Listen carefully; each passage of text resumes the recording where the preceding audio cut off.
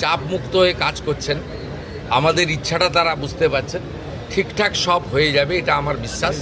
আমি চাই আগামী দিনে 54 টাকা মাত্র 3 বেলা খাওয়ারে ছিল, 110 টাকা এই সরকার করে দিয়েছে। খারাপ খাওয়ার, দুপুরেও কুমড়ো, রাতেও কুমড়ো। কুমড়ো খারাপ নয়, আমরাও খাই, কিন্তু ওই যে বললাম এত নিম্নমানের খাওয়ার, এগুলো তো ওভারলুক করা হয়েছে। আমরা ভারত সরকার নাম দিয়েছে আয়ুষ্মান মন্দির। কর্মীদের তো সুরক্ষা আমরা দিবই, এবং তারা, আমি নার্স বোনেদের, দিদিদের দেখলাম অ্যাপ্রন, গ্লাভস, সুন্দর করে ড্রেসে আছেন, খুব সুন্দর। আমি প্রধান সচিবকে বলেছি মন্ত্রিদ্বয়কে রেখে সামনে যে ল্যামিনেশন করা ব্যাচ করে দিতে। আপনারা মাঝে মাঝে দেখান যে ইঞ্জেকশন দিয়ে ফেলেছে, ট্রলি যার নিয়ে যাওয়ার কথা, যার সিকিউরিটি দেওয়ার কথা সে সেলাই করে দিয়েছে।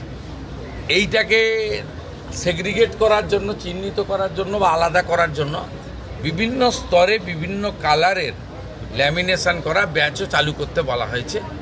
এবং আমি যেটা কলকাতাতে জোর দিতে বলেছি, তারাতলার ইনসিডেন্টের পরে নিজে চোখে দেখার পরে, এখানে ট্রমা দরকার বলতে নেই, কিন্তু বড় ডিজাস্টার হলে গেলে কিন্তু সামলানোর ক্ষমতা সরকারি হসপিটালের নেই। 50-100 জন পর্যন্ত সামলে দিতে পারে, আমি দেখেছি।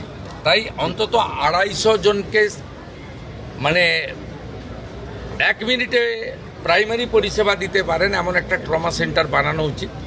সেটা স্বাস্থ্যমন্ত্রী এবং প্রধান সচিব, তারা, রাজ্যমন্ত্রী, তারা কথা বলে রেডি করবেন। জায়গা এনাফ আছে এখানে। হসপিটালগুলোতে বিশ্ববিদ্যালয়ের মতো জায়গা, প্রচুর জায়গা পড়ে রয়েছে।